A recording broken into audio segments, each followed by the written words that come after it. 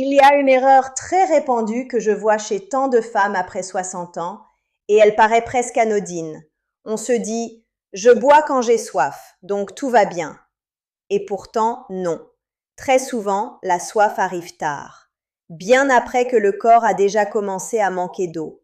Et à notre âge, ce petit manque d'eau peut se traduire par de la fatigue, des maux de tête, une peau plus terne, de la constipation, des vertiges en se levant, une impression de brouillard mental, et même cette sensation étrange d'être plus irritable, plus lourde, moins soi-même.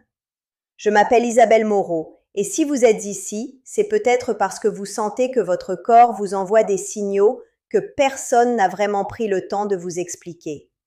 Et je veux vous dire quelque chose tout de suite. Vous n'êtes ni fragile, ni compliqué, ni simplement en train de vieillir. Très souvent, votre corps parle. Et aujourd'hui, nous allons parler d'un besoin fondamental, simple en apparence, mais absolument essentiel, l'hydratation.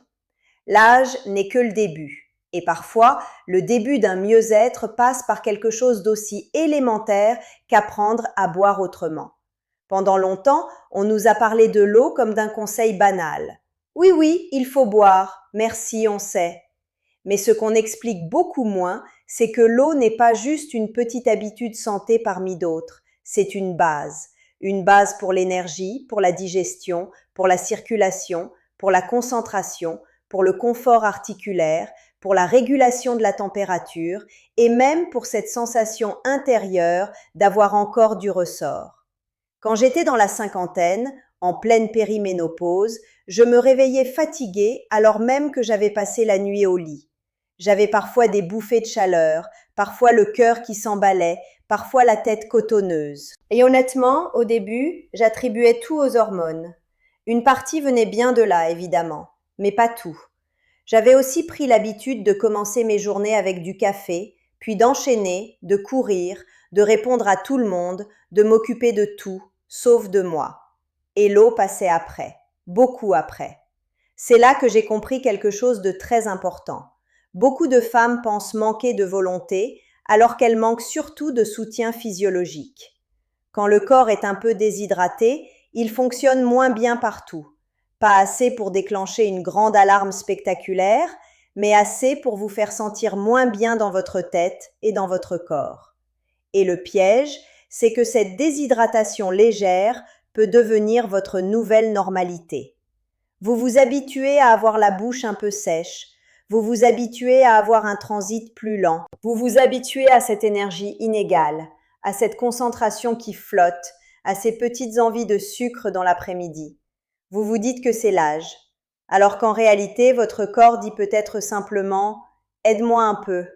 L'eau, ce n'est pas seulement ce que vous buvez, c'est aussi ce qui permet à tant de fonctions de se faire avec fluidité. Votre sang a besoin d'un bon volume hydrique pour circuler plus facilement. Vos reins ont besoin d'eau pour filtrer. Votre digestion a besoin d'eau pour avancer correctement. Vos selles ont besoin d'eau pour ne pas devenir sèches et difficiles à évacuer. Vos tissus ont besoin d'eau pour garder une certaine souplesse. Même votre cerveau réagit très vite à une baisse d'hydratation. Et c'est là que beaucoup de femmes me disent « Isabelle, moi, j'oublie de boire » ou bien « Si je bois plus, je passe ma journée aux toilettes » ou encore « Je n'aime pas l'eau, ça ne me donne pas envie ». Et je comprends tout cela, vraiment. Je ne vais pas vous répondre avec un conseil froid et militaire. Je vais vous répondre comme à une femme intelligente qui a besoin d'une stratégie réaliste. D'abord, il faut sortir de l'idée du grand rattrapage. Ce n'est pas en avalant 1 litre d'eau d'un coup à 16 heures que l'on hydrate bien son corps. En général, cela finit surtout par des allers-retours aux toilettes et une sensation désagréable. Le corps aime la régularité, il aime la douceur, il aime qu'on lui donne ce dont il a besoin au fil de la journée. Pensez à une plante. Vous n'attendez pas qu'elle soit complètement affaissée pour la noyer d'un seul coup. Vous l'arrosez régulièrement. Votre corps fonctionne un peu comme cela. Mieux vaut boire en petite quantité, plusieurs fois dans la journée, que très peu pendant des heures, puis énormément d'un seul coup. Ensuite, il faut regarder l'ensemble de votre journée. Si vous commencez par du café, puis un autre café, puis presque rien jusqu'au déjeuner, vous partez déjà avec un déficit. Si en plus vous chauffez beaucoup votre intérieur, si vous transpirez la nuit, si vous marchez, si vous prenez certains médicaments, si vous êtes sujette à la constipation ou si vous avez souvent la bouche sèche, vos besoins peuvent être un peu plus élevés. Pas de façon dramatique, mais suffisamment pour que cela compte. Je vous propose quelque chose de simple. Au réveil, avant même de plonger dans les messages ou les obligations, un premier verre d'eau. Pas besoin qu'il soit immense, juste un vrai début.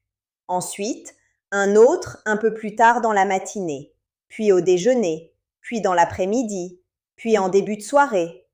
L'idée n'est pas de boire jusqu'à l'inconfort. L'idée est de créer un fil d'hydratation à travers la journée. Et si l'eau vous ennuie, vous avez le droit de vous aider. Une eau avec quelques rondelles de citron, un peu de menthe, une tisane non sucrée, de l'eau pétillante si vous la digérez bien, un bol de soupe, des concombres, des agrumes, des fraises, de la courgette, de la laitue, tout cela participe. Je préfère toujours une femme qui s'hydrate de manière imparfaite mais régulière qu'une femme qui vise la perfection et finit par ne rien changer.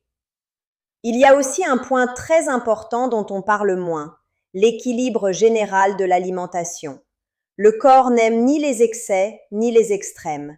Si vous mangez très salé avec beaucoup de produits industriels, cela peut accentuer certains problèmes chez certaines personnes, notamment si vous avez déjà de l'hypertension ou une sensibilité cardiovasculaire. À l'inverse, si vous mangez très peu, très sec, très transformé, sans fruits ni légumes, votre hydratation globale n'est pas soutenue. Encore une fois, je ne parle pas de perfection, je parle de cohérence. Plus vous mangez une alimentation simple, riche en aliments vrais, plus votre corps a des chances de mieux gérer l'eau. Et je veux faire ici une petite pause de tendresse et de vérité. Beaucoup de femmes de notre génération ont appris à ignorer leurs besoins les plus basiques. On a appris à tenir, à servir, à anticiper, à gérer, à s'oublier avec élégance. On a presque fait de cela une qualité. Mais un corps qu'on néglige doucement pendant des années finit par parler plus fort. La fatigue, le brouillard, les douleurs diffuses, la digestion capricieuse, la peau qui semble avoir perdu sa lumière, ce ne sont pas forcément des fatalités. Parfois, ce sont des invitations à revenir au simple. Je vois aussi beaucoup de femmes qui confondent faim et soif, en fin d'après-midi surtout.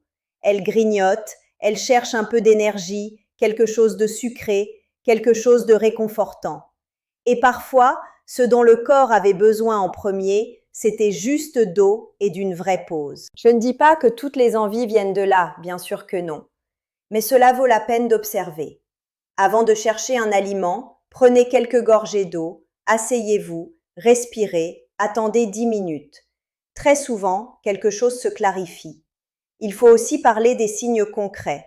Une urine très foncée, une sensation de bouche sèche, des maux de tête récurrents, une fatigue sans explication claire, de la constipation, des étourdissements en se levant, une peau plus sèche, parfois des crampes, tout cela peut faire partie du tableau. Et si vous êtes malade, s'il fait très chaud, si vous avez de la fièvre, des diarrhées, des vomissements, là bien sûr, l'hydratation devient encore plus importante. En revanche, je veux être responsable avec vous. Si vous souffrez d'insuffisance cardiaque, de maladie rénale, ou si votre médecin vous a donné des consignes précises sur le sel ou sur la quantité de liquide, on ne joue pas à l'apprentie sorcière. On suit un cadre médical individualisé. Prendre soin de soi, ce n'est pas faire n'importe quoi au nom du naturel. C'est écouter son corps avec intelligence et travailler avec les bonnes informations. Dans ma propre vie, l'un des plus grands changements n'a pas été spectaculaire. Il n'y a pas eu de grands gestes héroïques. Il y a eu des petits gestes répétés. De l'eau au réveil, une gourde jolie parce que oui, l'esthétique aide parfois la régularité. Une tisane l'après-midi au lieu d'un deuxième café automatique. Des légumes à presque chaque repas. Une soupe le soir en hiver. Et cette question toute simple que je me pose encore, est-ce que je me donne ce dont j'ai besoin ou est-ce que j'attends encore d'être au bord de l'épuisement pour réagir? Vous avez passé votre vie à prendre soin des autres. Il est temps de prendre soin de vous. Et cela commence souvent par cesser de mépriser les bases. Dormir, respirer, manger suffisamment, bouger, boire. Ce n'est pas petit. Ce n'est pas simpliste, c'est fondamental. J'aimerais aussi vous dire quelque chose qui me tient à cœur. Beaucoup de femmes espèrent retrouver leur énergie avec des solutions compliquées. Le bon complément, la bonne poudre, la bonne tendance, la formule miracle. Et parfois, elles passent à côté de l'évidence la plus douce. Avant d'ajouter, regardez ce qui manque. Avant de chercher plus sophistiqué, demandez-vous, est-ce que mon corps reçoit déjà les gestes les plus simples, chaque jour, avec constance? La vitalité n'a pas de limite d'âge, mais elle a besoin de conditions. Le corps féminin après 60 ans n'est pas un problème à corriger. C'est un organisme plus sensible, plus subtil parfois, qui réclame moins de brutalité et plus d'attention. Quand vous lui donnez de la régularité, il répond souvent mieux que vous ne l'imaginez. Alors aujourd'hui, j'aimerais vous proposer un petit engagement, très concret, pas pour toujours, pas de manière écrasante, juste pour les 7 prochains jours. Commencez votre journée avec un verre d'eau. Gardez une boisson visible près de vous. Ajoutez un aliment riche en eau à votre déjeuner. Réduisez un café si vous sentez qu'il remplace l'eau au lieu de l'accompagner. Et observez. Votre énergie, votre tête, votre digestion, votre humeur, votre peau, votre transit, votre clarté. Observez sans vous juger, avec curiosité, avec respect. Parce que c'est cela, vieillir avec grâce et puissance. Ce n'est pas lutter contre son âge, c'est apprendre à mieux habiter son corps, à mieux entendre ses signaux, à lui répondre avant qu'il soit obligé de crier. Si personne ne vous l'a encore dit aujourd'hui, laissez-moi vous le dire, votre corps mérite votre présence. Pas seulement quand il souffre, pas seulement quand il vous inquiète. Chaque jour, dans le calme, dans le simple, dans la fidélité à vous-même. Et peut-être qu'en prenant soin de votre hydratation, vous découvrirez que ce n'était pas juste une histoire d'eau. C'était une histoire de retour à vous.